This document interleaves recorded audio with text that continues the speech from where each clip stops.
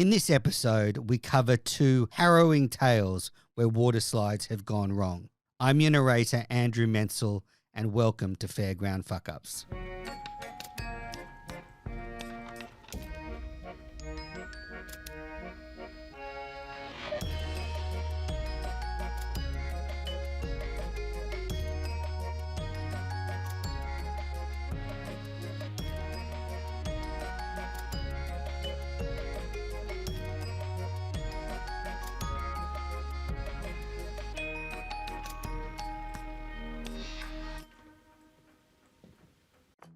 Water slides have been a staple at amusement parks dating all the way back to the early 1900s. The very first ever known water slide is from our trans-Tasman neighbours, New Zealand. At the 1906 International Exhibition, a newly built water chute was on display. Reports say thrill seekers were put into custom-made boats built specifically for the new ride and then slid down into a lake, where they would subsequently skip across the surface of the water for a few seconds. In 1923, water slides made it to the US thanks to a gentleman called Herbert Sellner. He designed a similar ride to the New Zealand ride with water toboggans. These would slide down a large incline and skim across bodies of water. According to US Patent Services, these toboggans could travel over 100 feet. But it wasn't until 1977 when George Millay, the founder of SeaWorld, opened the world's first official water park. This park had several water-based rides that many consider to be the birth of the modern water slide. But it's not just theme parks where you'll find water slides. They're in public pools, hotels, cruise ships, and even in people's backyards. Some slides are bought from a store for as little as $20, and some are homemade by nifty thrill seekers. When you think about it, water slides are a constant point of transition for young people. How many kids share fond summer memories of running the garden hose over a tarpaulin in the backyard and taking running slides until they'd torn up half of the lawn? Many children would have looked forward to the day when they were tall enough to throw themselves down the slides at the water park. Even once they had graduated to Wet n Wild or SeaWorld, or whichever major water park holds a fond place in their memories, there was a progression of growing in height, courage and fearlessness, which opened access to taller, rougher and faster slides. Was it possible that such a sense of destiny was on the minds of Napa High's class of 1997 as they came to Waterworld, USA in Concord, California on June 2nd for their celebratory end-of-school field trip? The annual trip was a staple for every graduating Napa class. 1997 was the first year, however, that the trip was made to Concord. Previous year's classes had made their trip to another water park in Manteca.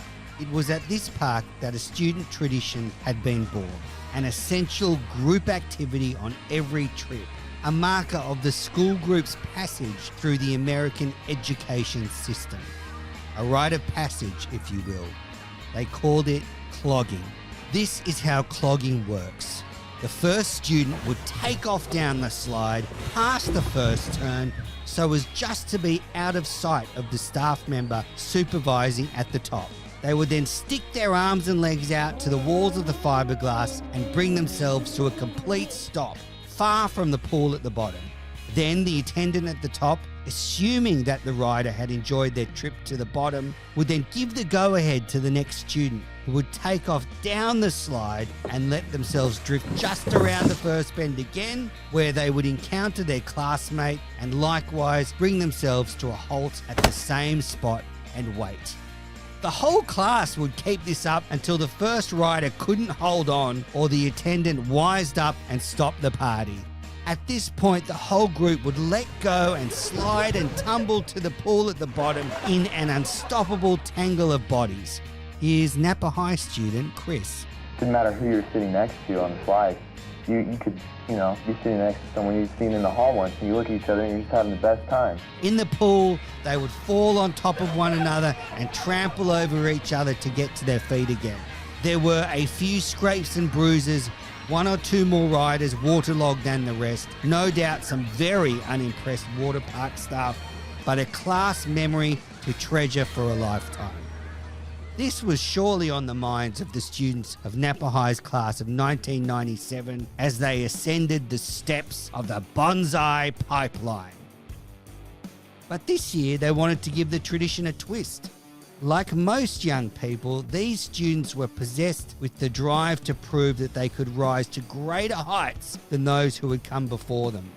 So the challenge this year was not just to uphold the school tradition at this brand new venue, but to outdo previous efforts by building up the biggest clog in history. Their goal, 70 students. Beat that, class of 1998. So the class of 1997 waited until near the end of the day. They weren't fools. Well aware that their stunt would likely see them ejected from the park, they had determined that this would be their last hurrah. In the minutes before the students were due to return to their buses, the word was spread quietly. It's happening now. The entire class began scaling the 40-foot tower. The line was so long that less than half the students could actually wait at the top. The rest were stationed, waiting on the staircase for their turn. Witnesses later suggested that students pushed their way past the guard on duty, laughing as they took off down the slide in groups of 3 or 4. A manager of the park interviewed later said simply, "Our guard couldn't control it." Into the bonsai pipeline went the class of 1997, building the clog that would cement their place in Napa High history. 70 students was the record-setting goal. In went 5, 10, 15, 20. The students inside the pipeline could not hear the cracking, but the staff underneath could. The lifeguard blew their whistle and frantically roared at the students to let go. 5 more pushed past, 25 now, 30. Lifeguards and security rushed to the bonsai knowing that disaster was imminent. 3 more students joined the clog. Then the water slide collapsed.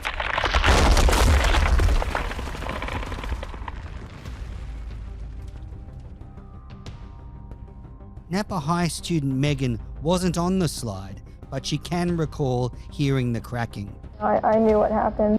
It doesn't go away. It's not something that you forget. I mean, I can hear it in my sleep. I can hear it.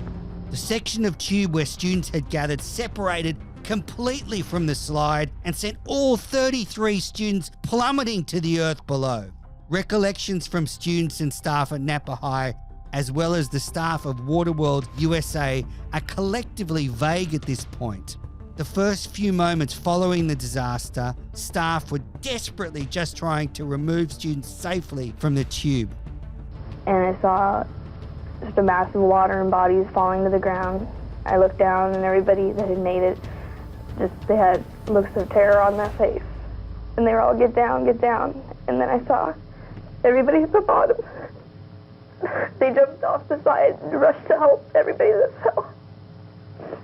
I thought they were all dead. There's nothing horrible than seeing your classmates plummet to the ground. Calls to 911 were placed immediately and emergency services responded and were on the scene within 10 minutes. Jim Jennings, a lieutenant with the Concord Police Department, was one of the first to arrive. His recollection was perfectly clear. "I served 13 months in Vietnam. I saw a lot of obviously hurt people laying on the ground. Had 5 officers already and more coming. Initially, you have that momentary, holy crap, but then you're thinking, I've got to make some order out of this." 32 students were injured. During the fall, a number of them hit the wooden support beams of the slide. Others were cut by the jagged edges of the pipe. All those attending that day remember that as they lay amongst debris and mud, the water in the pool beneath them turned a blood red. Alinda Franco, one of the last students to join the clog and to fall, recalls waiting for help. I was wiggling my fingers and toes and was able to do that, and I thought, I'm okay. But only when she was taken to hospital were the extent of her injuries revealed. A lacerated liver, multiple broken ribs, and a fractured vertebrae in her neck. Alinda still considers herself lucky. Her classmate, Quimby Ghilotti, tragically succumbed to her injuries. The Napa High class of 1997 carried on with their graduation ceremony that year, also making it a memorial service for Ghilotti and the chance to honour those police and paramedics who had come to their aid. Students attended the graduation in casts and wheelchairs, one even requiring an ambulance bed. All who attended agreed it was a moving and healing ceremony. Investigations into the incident revealed that a critical factor in the disaster was the difference between the bonsai pipeline and the slide in Manteca, where this ritual had successfully taken place for so many years. The Manteca slide was built into the side of a hill, surrounded by earth, and therefore did not experience any particular strain under the additional weight of 30 bodies. Conversely, the slides at Waterworld, USA were constructed with support beams in the open air. These slides were reasonably tested to support a person's body weight, but the 33 students far exceeded any reasonable expectations by manufacturers or water park staff. Remarkably, given the circumstances, the park's parent company, Premier Parks, along with the slide's manufacturer and the Napa Valley Unified School District, all agreed to offer settlements to the families to a total of $4 million. In stark contrast to many of the tragedies explored on Fairground Fuck-Ups, the aftermath of the incident at Waterworld USA is marked more by a sense of responsibility than of recklessness. It became a story of a community coming together to support one another and ensure that there was a path through the pain and grief. While undeniably a horrific tragedy, it created a moment in which compassion and the human spirit could shine brightly. This was not the case with the Schlitterbahn water park in Kansas City on the 7th of August 2016. The Schlitterbahn water park opened in 2009 as part of an enterprise that planned an expansive holiday resort stretching across 130 acres. Schlitterbahn had proved a successful brand in Texas, where there were 3 locations. Kansas City was the first park outside of that state, and from the very beginning they were driven to push boundaries and make a name by boasting the most outrageous attractions that had ever been known. Hence the construction of the Verruckt, the world's tallest and fastest water slide. At an unimaginable height of 163 feet or 51 meters, the slide was an exercise in group insanity. It was the embodiment of the Generation X extreme attitude. The Verruckt was the brainchild of the park's co-owner and technical supervisor. It was even more notable for the fact that its development and construction was entirely handled by the staff of Schlitterbahn, Kansas City. This is virtually unheard of in amusement park circles, given the level of investment in such a project and the difficulty to recoup costs unless it can be manufactured en masse. This team, however, were convinced that the feature would attract more than enough thrill seekers from around the globe to justify its expense. They also managed to keep development costs to a minimum due to the number of staff they were able to call on to assist from the water park. You'd think such an extreme ride would have a team of qualified engineers designing and constructing the slide. If you thought that, you're wrong. Not a single member of the Verruckt construction staff was a qualified engineer. Schlitterbahn management cut every corner they believed they could get away with. Normally, conceptual models and simulations would be worked through for months before ground would break on the actual construction of the slide. In this case, the construction was rushed from concept to reality.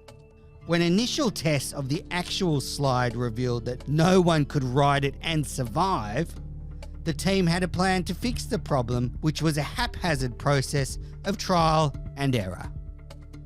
From the immense height of 163 feet, riders would sit in 3-person rafts and plummet 17 stories, levelling out just above the ground. The water at the bottom of this first drop would cushion the riders from the full impact of the sudden deceleration, still allowing enough momentum that the raft would carry on and climb another rising slope of about 5 stories before a second and final plunge to the ground level where they could disembark. The problems in its construction were many. Early tests showed that the slide was not stable enough to cope with the weight of riders, and so additional support rings were built around it to reinforce the structure. The sudden jolt at the bottom of the first drop had the potential to cause injury, so water levels were constantly being adjusted. Most critically was the peak of the rising section of the slide. Momentum gained on the first drop was indeed more than enough to propel a raft full of riders to the top. In fact, the rafts had so much momentum that they leapt into the air unsupported almost every time the ride was used. Early tests resulted in rafts filled with sandbags being thrown completely over the slide.